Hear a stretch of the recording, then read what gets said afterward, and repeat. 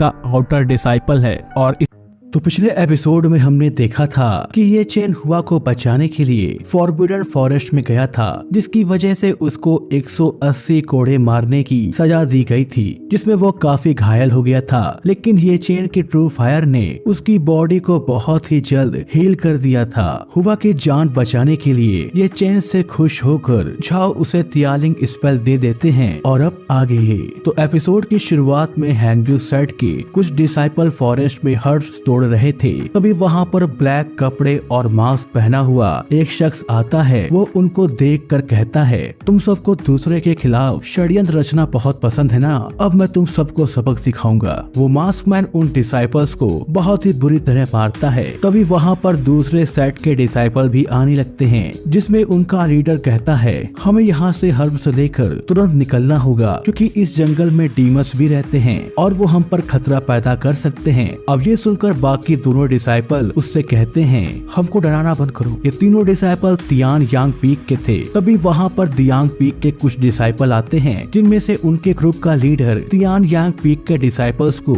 यहाँ से जाने को कहता है। वो उनसे कहता है, ये जगह दियांग पीक की है, यहाँ से चले जाओ वरना तुमको बहुत ही बुरी तरह मारूंगा। अब ये सुनकर वे तीनों डर कर वहाँ से भाग जाते हैं। दियांग पीक के लीडर्स बाकी डिसाइपल से हर्ब्स इकट्ठा करने को कहता है और ये सब कुछ मास्क मैन भी पेड़ के पीछे छुपकर देख रहा होता है। तभी मास्क मैन उन सभी डिसाइपल्स पर वार करके उन्हें बेहोश कर देता है और उनकी हर्ब्स और स्पिरिचुअल स्टोन्स को चुरा लेता है। इधर दियांग पीक में सभी घायल डिसाइपल्स की हालत काफी खराब थी। तभी वहाँ पर उनके मास्टर आते हैं और उनसे पूछते हैं, तुम सबका ये हाल किसने किया? वो उनसे कहते हैं, जब हम इनके पास पहुँचे थे तब तक किसी ने इन पर वार करके इन्हें बेहोश कर दिया था। अब ये सुनकर मास्टर उनसे पूछते हैं, क्या तुम्हें कोई सबूत मिला?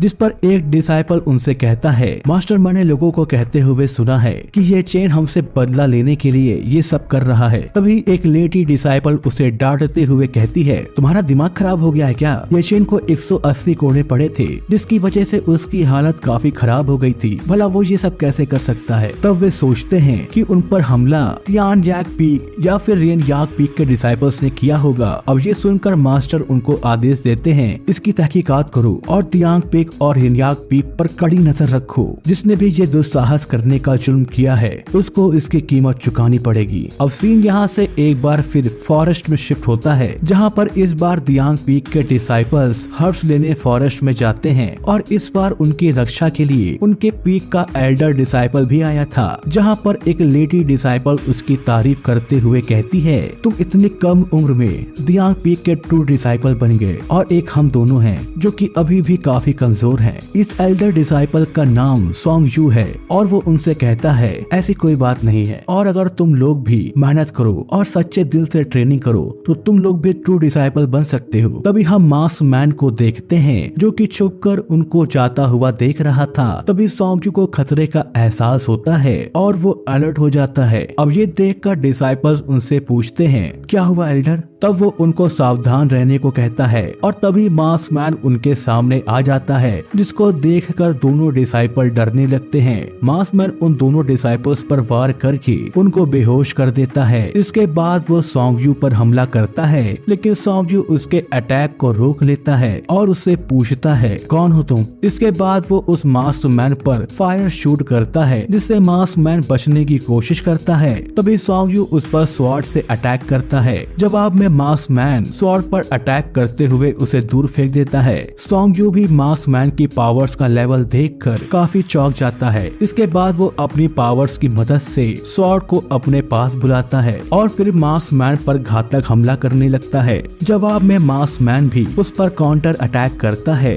अब जैसे ही मास्क मैन सोंग यू पर अटैक करने जाता है, सोंग यू अपनी स्वॉर्ड की मदद से उसका मास्क उतार देता है और तभी हमें पता चलता है कि मास्क मैन और कोई नहीं बल्कि ये चेन है। ये चेन सोंग यू से अपनी शक्ल छुपाते हुए वहाँ से भागता है, लेकिन तभी सॉन्ग यू आकर उस पर अटैक करने लगता है। ये चेन अपनी शक्ल छुपाते हुए उससे फाइट करता है। तभी वहाँ पर सियोंग भी आ जाता है और सॉन्ग यू को ये चेन पर हमला करता देख वो मास्टर की आवाज निकालता है, जिससे सॉन्ग यू का ध्यान भटक जाता है और इसका फायदा उठाकर सियोंग सॉन्ग यू के सिर पर वार करके उसे बेहोश कर देता है। अब सियोंग को देखकर ये चेन भी काफी चौंक जाता है। वो ये चेन के पास जाकर कहता है, ये चेन तुम ठीक हो ना? लेकिन ये चेन को अभी भी समझ में नहीं आ रहा था कि मास्टर की आवाज कहाँ से आई। तब सियोंग उसे मास्टर की आवाज निकाल कर दिखाता है। ये चेन को कोई इस रूप में देख न ले, इसलिए वो सियोंग से कहीं और चलकर बात करने को कहता है। अब कुछ देर बाद ये चेन गुफा में जाकर चुराई गई हर्ब से अपने पावर्स का लेवल 5 से बढ़ाकर 6 कर लेता है।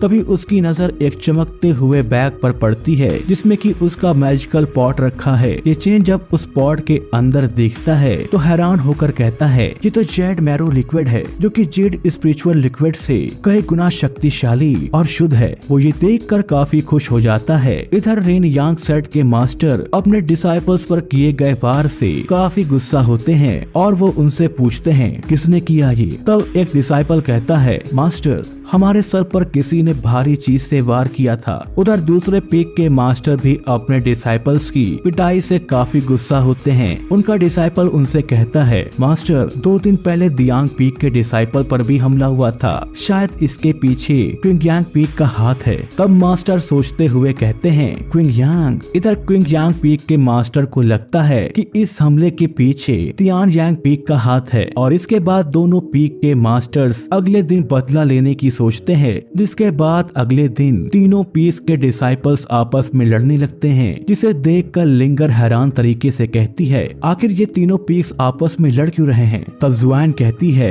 लगता है इनके बीच गहरी दुश्मनी हो गई है, शायद किसी ने छुपते हुए इन पर हमला करके इनके बीच लड़ाई करा दी है। जिस पर लिंगर हंसते हुए कहती है, छुपकर हमला करना, इतना घटिया प्लान किसके दिमाग में आया होगा? इधर केव में ये चेन को चुराई गई वस्तुओं में वेपन रिफाइनमेंट मैनुअल दिखाई देता है, जिसे देखकर वो कहता है, ये तो दिलचस्प है। उस मैनुअल में वेपन्स के बारे में लिखा हुआ था, जिसे पढ़कर ये चेन सोचता है, मुझे टंकी स्वॉर्ड का इस्तेमाल करना बहुत पसंद है, लेकिन वो इतनी भारी है कि उसके उपयोग से मेरी अटैक करने की गति धीमी हो जाती है। अगर मेरे पास कोई ऐसा हथियार हो जो कि ताकतवर होने के साथ काफी हल्का भी हो, तो मेरे अटैक करने की गति काफी बढ़ जाएगी और तब मैं टंकी स्वॉर्ड का इस्तेमाल तभी करूंगा जब मुझे उसकी सबसे ज्यादा जरूरत महसूस होगी। इस बीच मुझे काफी सारे आध्यात्मिक हथियार मिले हैं और अब समय आ गया है इनकी मदद से अपने लिए एक हथियार बनाने का। तब ये चेन अपनी पावर्स का यूज करके अपने लिए एक बेहद ही ताकतवर स्वॉर्ड बना लेता है, जिसका एक वार चट्टान को भी काट देता है, जिसे देखकर ये चेन काफी खुश होता है और इस स्वॉर्ड का नाम ची शियाओ रखता है। अब सीन यहाँ से ब्लड थर्स्ट हॉल में शिफ्ट होता है, जहाँ पर हेई ब्लड थर्स्ट हॉल के लीडर से कहता है,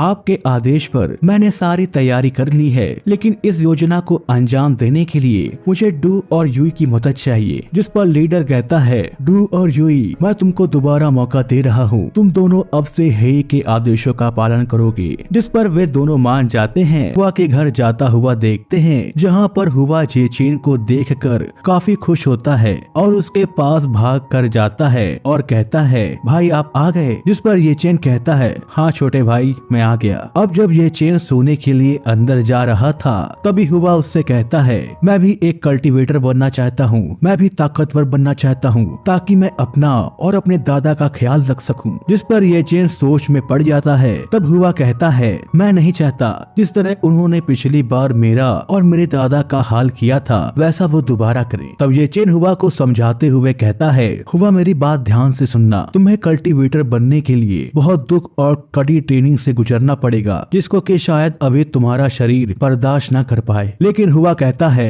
मैं जानता हूँ, इसलिए मैं इसके लिए कड़ी मेहनत करने के लिए तैयार हूँ। तब ये चेन कहता है, ठीक है, तब मैं तुम्हारी द्वैंकी को जागृत कर देता हूँ, लेकिन इस प्रक्रिया में तुमको काफी दर्द होगा। हुआ कहता है, भाई मैं इसके लिए तैयार हूँ। अब वे दोनों कल्टीवेशन पोस्ट में बैठ जाते हैं। इसके बाद ये चेन हुआ की द्वैंकी जागृत करने की प्रक्रिया शुरू कर देता है और फिर हुआ की द्वैंकी जागृत होना शुरू हो जाती है, जिसमें कि हुआ को काफी दर्द हो रहा था।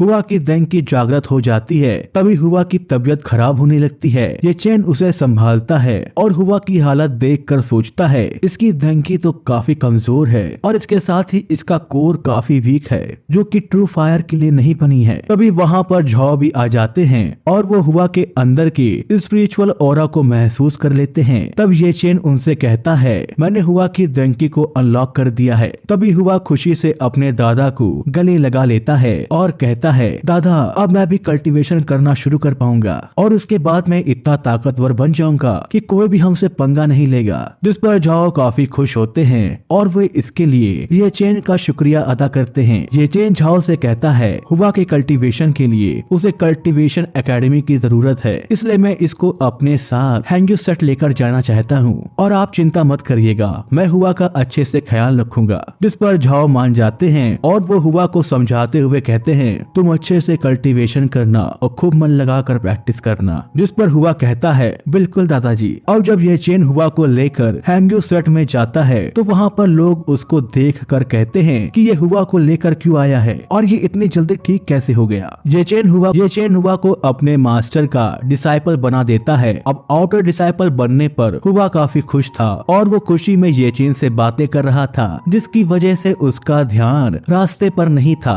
इस वजह से वो वहाँ एक डिसाइपल बॉय से टकरा जाता है और इस टक्कर से वो डिसाइपल बॉय नीचे गिर जाता है। वो गुस्से में हुआ से कहता है कौन हो तुम, तुम्हारी हिम्मत कैसे हुई मेरे रास्ते में आने की। तब हुआ उसे अपनी गलती की माफी मांगता है लेकिन वो हुआ से काफी बदतमीजी करता है और उसे धक्का दे देता है। जिस पर ये चेन कहता है हुआ ने तुमसे अपनी गलती की माफी मांगी, फिर तुम क्यों उसके साथ ऐसा बिहेव कर रहे हो। तभी वहाँ पर उसका एल्डर आ जाता है। तब वो डिसाइपल बॉय कहता है क्या तुम हमसे लड़ना चाहते हो, लेकिन ये चेन लड़ाई करना नहीं चाहता था, इसलिए वो हुआ से कहता है भूल जाओ इस बात को, चलो मैं तुमको तुम्हारा वेपन दिलाता हूँ। और फिर वे सब वहाँ से जाने लगते हैं लेकिन डिसाइपल बॉय हुआ से कहता है इस बार तो तुम बच गए, लेकिन अगली बार जब तुम मिलोगे तो मैं तुमको सबक सिखाऊंगा। अब हुआ ट्रेजर पवेलियन में जाकर अपने लिए काफी हथियार ट्राई करता है लेकिन तभी उसकी नजर एक स्टिक पर जाती है और फिर वो उसको अपना वेपन चुनने की सोचता है और भागते हुए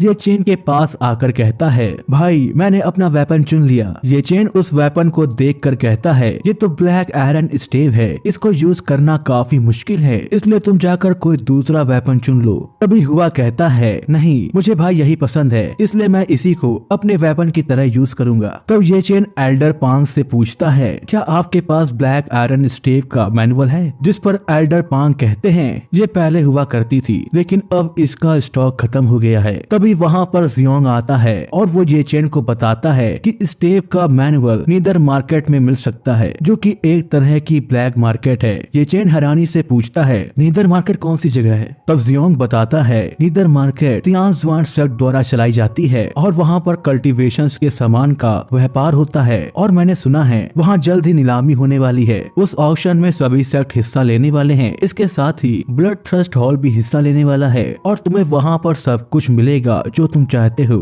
जिस पर ये चेन काफी खुश हो जाता है और वहाँ पर जाने का तय करता है लेकिन ये चेन के पास वहाँ पर सामान खरीदने के पैसे नहीं थे। तभी जियोंग उसे एक आइडिया देता है जिसमें कि अगले दिन ये चेन कॉम्बैट फाइट के लिए हैंग्यू सेट के सबसे ताकतवर डिसाइपल वे यांग को चैलेंज करता है। जिस पर वहाँ मौजूद लोग बात कर रहे थे लगता है ये चेन पागल हो गया है, वे यांग को चैलेंज करना झोंग लोंग और झोंग तो को चैलेंज करने जैसा नहीं है, देखना ये चेन बहुत ही बुरी तरह मार खाएगा। इधर जियोंग इस कॉम्बैट फाइट पर लोगों से बोली लगवा रहा था जिस पर सभी ने वे यांग की जीत पर बोली लगाई थी। तभी फाइटिंग रिंग में वे यांग आता है। जियोंग ये चेन और वे यांग से भी बेट लगाने को कहता है जिस पर वे यांग कहता है मेरे पास जितने भी सेविंग्स है मैं उनको अपनी जीत पर लगाता हूँ। तब ये चेन कहता है मैं अपना सब कुछ दांव पर लगाता हूँ। जिस पर ये चेन की बात सुनकर सभी लोग उस पर हंसने लगते हैं और मैच शुरू होता है। वे यहाँ भागते हुए ये चेन पर अटैक करता है जिससे कि ये चेन बचता है। फिर वो टेलीपोर्टेशन का यूज करके ये चेन पर अटैक करता है। तब ये चेन उसके अटैक को डॉच करता है। ये चेन अपनी तंकी स्वॉर्ड से उस पर अटैक करता है लेकिन वे यांग उसके अटैक को बहुत ही आसानी से रोक लेता है। अब ये देखकर वे यांग को गुस्सा आ जाता है और वो अपनी द्वंकी को एक्टिवेट कर ये चेन पर अटैक करता है और उसे बर्फ में जमा देता है और कहता है तुम लड़ाई के काफी पैतरे जानते हो, मैंने तुमको नौसिखिया समझा, ये मेरी गलती थी। तभी ये चेन की ट्रू फायर एक्टिवेट होने लगती है जिसकी वजह से बर्फ बर्फ टूटने लगती है। अब जैसे ही वे यांग ये चेन पर अटैक करता है तभी ये चेन बर्फ से खुद को आजाद कर वे यांग पर अटैक करता है, जिससे वे यांग काफी घायल हो जाता है और वो कहता है ये कैसे हो सकता है। तभी ये चेन अपनी पावर्स का यूज करके वे यांग को बहुत ही बुरी तरह पीटता है, जिससे वे यांग काफी घायल हो जाता है। अब वे यांग इससे काफी गुस्से में आ जाता है और अपनी फुल पावर से ये चेन पर अटैक करने लगता है, जिस पर ये चेन कुछ सीक्रेट टेक्निक्स का यूज करते हुए वे यांग के अटैक से बचता है।